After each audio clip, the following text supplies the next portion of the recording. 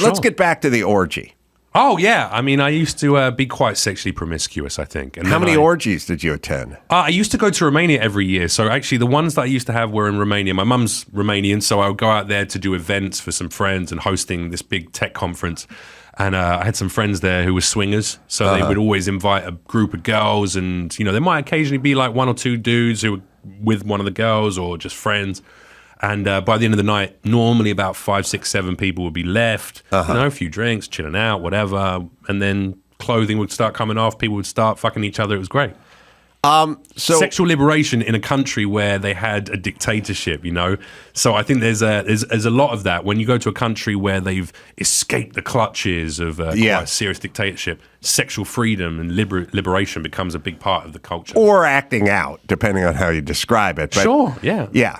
So then, what are the women like at these orgies? Like what? I mean, the ones I went to, incredibly good, but this is also Eastern European women, you know, who all have great jobs, are all very bright and intelligent, very well educated. So the quality of the women that I was spending time with were incredible people. I was thinking more in the looks department. No, very, very beautiful and very bright and very interesting and charming. And then what's etiquette? What's orgy etiquette? Like you see one and you're more attracted to her. Right. But now she's blowing some other dude over here. So you just patiently wait your turn, Adam. You just wait? Yeah. Is that how it works? Yeah, you have to be British and have the accent and a little bit of charm and swagger about you. And then after a period of time, she might come and have a chat with you. And then you might go off to another bedroom or you might join in and go, oh, do you mind if I come and get involved?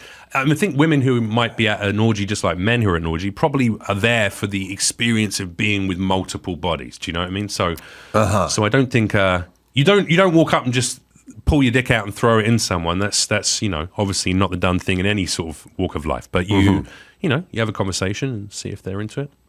So, and then at the orgy. What happens after you climax? Do you just sort of hand out towels? Do you hang out and clean up? You have a little wash. You know, you have a little drink and you chill, and then you wait until you get aroused again, and then you have some more sex. Oh, you can go 2 times, huh? Oh, I mean, at those sessions, it would be more than that. These days, I'm not going to pretend like I'm some prolific lover having sex 5 times a night, but at the, you know, group sex situation. In your prime? Absolutely, yeah. 3 times? Oh, more than that, yeah. But I mean, it's over the course of a whole evening. You might be there for 12 hours hanging out. So, wow. And you're not always fucking. Sometimes you put some music on. You're all just chatting for a while. You know, you have beautiful women smoking cigarettes, especially in Romania. They all smoke. That's the only thing I hate about it. And then, you have a drink, you have a chat, maybe you have a joint on the balcony. Hey, what's going on? Blah blah blah. And then, hey, you want to go to a bit? Oh, cool, yeah. You know. Could you work any mushrooms into the orgy? I wouldn't. I will never do. So I gave up drinking 4.5 years ago because I'm an alcoholic. So I gave up booze. I gave up all the Class A's around the same time, you know, coke and ketamine and all that stuff. And then the only vice I had was marijuana, but I've given that up now as well because I just don't think we take it in the right way. It doesn't bring health to me. So for me, I don't want to use any kind of substance to party with or to enhance a party. If I'm going to take something, for instance, psilocybin or ketamine, they actually do therapeutic ketamine treatments, which I'm going to do with some veterans I just met, actually. It can be very healing. So that's the only way that I would do drugs ever again is in that kind of healing, therapeutic manner. And the orgy. Does anyone ever sort of lose their nerve and kind of bow out? Like the ladies kind of at the beginning of the night, it would just be a social hang, you know, with the understanding that later on in the night, this might get a bit sexual. And people would just go. Or, you know, there was occasions where I was sitting talking to a couple of girls at the table and my friend and his partner and a couple of other people were having sex on the couch and, you know, doing their thing. And one of the girls said, this is not really for me. And I was like, all right, I understood. And she was like, all right, I'm going to go home. So she just, you know.